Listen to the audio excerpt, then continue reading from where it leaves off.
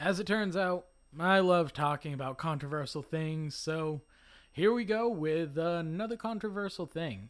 Today we are going to be talking about the historical realignment and current realignment of the political parties. Long ago, there were the Federalists who believed in a strong federal government who could support the individual states.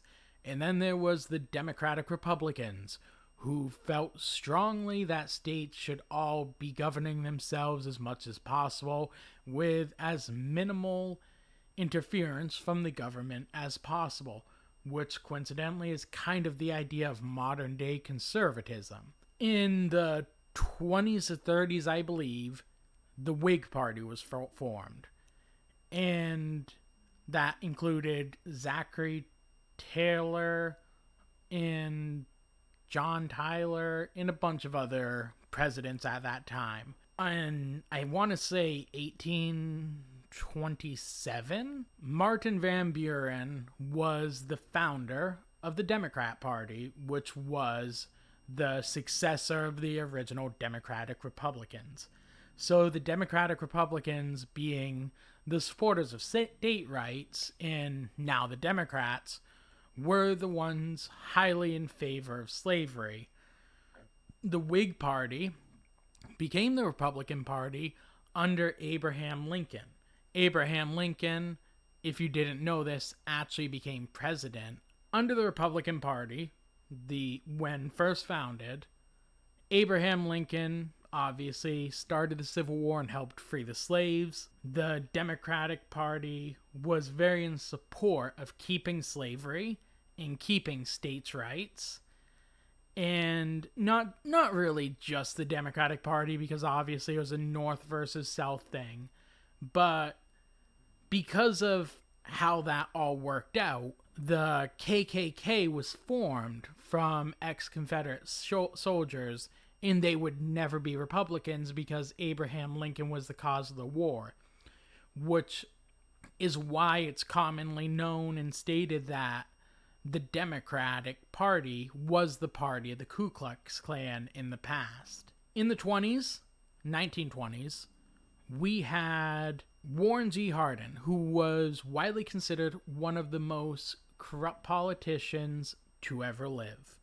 He only lived for 1.5 years in office, something like that, and then Calvin Coolidge became president.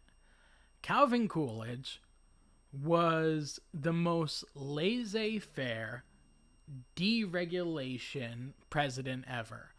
And some people believe he may have been the cause of the Great Depression because he did not stop bankers from taking advantage of all of these systems that they put in place in the stock market, causing the market to eventually crash in the Great Depression, which led to World War II and a bunch of other things. Calvin Coolidge was the first really business-friendly Republican. There were Republicans before him who were business-friendly, but none to the point of Calvin Coolidge. That made actually a left that is what would be considered more radical than the one we have today in many ways. If you look at what FDR actually supported, FDR was very, very much a socialist. And those policies did not work then. And I don't think that was necessarily to blame by him, but the fact that it was the first time that system like that was actually tried. What FDR actually did right was how he handled World War II. If World War II had never happened, there's a pretty good chance that FDR would not be remembered as a great president. FDR obviously changed the Democratic Party, and that led eventually to JFK and LBJ being the civil rights activists who helped essentially stop segregation and try to get equal rights, try to even the playing field for black people, which obviously even still to this day we have troubles with. But that's kind of when the party of racism stopped. If you look at David Duke's political history. David Duke, because the KKK were such loyalists to the Democratic Party at this point, was a Democrat all the way up until Bill Clinton got arrested, and then he realized, well, this isn't going to work for us. The next realignment was really under Ronald Reagan, which Ronald Reagan, of course, had his own idea, Reaganomics, which was based off Calvin Coolidge's idea of laissez-faire, deregulation, and low taxes. Famously, Ronald Reagan had a picture of Calvin Coolidge on his wall. He was very, very much a fan of him. And that led to economic prosperity. One big problem, which we might tackle in another video, is that lowering taxes can be great for business. But when you lower taxes and then another regime gets in and instantly raises taxes, you don't get the proper benefits. They should slowly be able to raise taxes throughout these years. It shouldn't be a flat rate for many years. And then when the economy tightens again, you lower taxes. When it starts speeding up, you raise taxes slightly, and that way you can use it to generate more money. The way that we go through these radical changes creates an incredible amount of problems. Bill Clinton reformed the Democratic Party. I really think there was... So after JFK and the whole Vietnam War, it's very, very complicated how that works. I think there was a concerted effort to destroy the Democratic Party at that point, which is why JFK was killed, because of everything that JFK was doing with civil rights. But Bill Clinton obviously understood that using trade properly, now that China was a much more developing economy, could be a very efficient way to help our economy. And yes, this is my dog. Let's see. She is beautiful. All right. After Bill Clinton, of course, George Bush got elected, which there's a lot of questions about that. I was very suspicious, but a lot of it's probably because Al Gore was rather radical when it came to climate change. And obviously there's much to talk about with climate change, so I'm not going to jump into that. At that point, the Democrats were still really the party of the working people. And under Obama, that changed. Obama made the Democrats the party of war, the party of big tech, the party of elitism, and it really left its working class roots behind. I think that's something that Donald Trump acknowledged. And because of that, Donald Trump was able to change the Republican Party, which was always deregulation, low taxes, which I don't necessarily think are a bad thing as long as they're done right, which I talk about in my video that is explaining how the Democratic Party needs to change if they want to win in the future.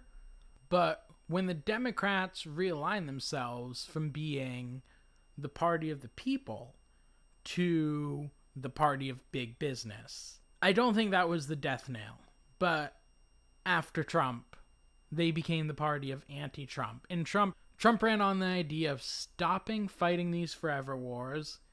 He fought back against the media control of the world, and he fought against the pharmaceutical companies. When you go against those trifecta, you end up like Bernie Sanders, and even though you should win the popular vote, the government does everything they can to get you out. And that's what we saw.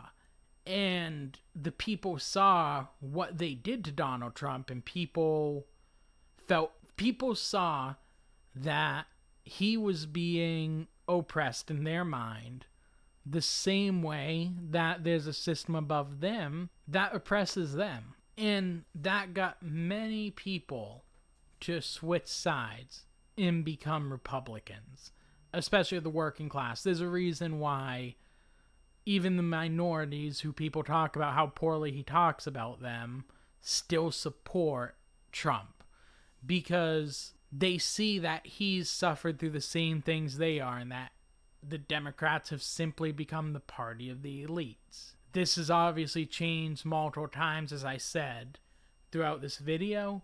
I just find it very interesting how they are realignments of party politics. And I think because of this, the Democrats need to realign themselves and create a better platform to be able to gain back the average working person. And I would say probably the biggest things that you need to do is stop censorship and stop promoting gun control and start promoting mental health in this country. We need better mental health. They should have had someone like RFK. People say he's crazy. There's a real thing with mercury being used as a preservative in our vaccines. There's issues with our food being banned in many countries. There are issues with our regulative agencies being completely controlled by big corporations. And these are things that should be leftist values, and for some reason they just aren't anymore. I don't understand why Obamacare works the way it does, why there's $5 trillion a year spent on healthcare in this country. That makes up 17% of our GDP. Just some quick math in my head. That's absurd. People have become enslaved to the healthcare system because of what Obama did. Before Obama, I believe insulin was around $70, and in 2019, it was $1,200 a month. And the only reason it's going down, people will say, oh, the Democrats passed a bill. No, they didn't. They blocked a bill when Trump was in office, and then they ran it through once they had other solutions for diabetes and these medicines that they can replace them with so people can charge just as much. Now, instead of paying $1,200 a month for insulin, you'll be paying $1,200 a month for something like Ozempic. And that is fundamentally evil that they did that. Anyways, I hope you guys enjoyed this video. Leave me a like, subscribe. Tell me what you think I can do better. Obviously, I think I can do better in my talking in these types of videos. I didn't script this. I just went straight off my head, so that might be why it's a little bit, as Donald Trump would say, weavy. But I think this is an interesting issue that doesn't get talked about.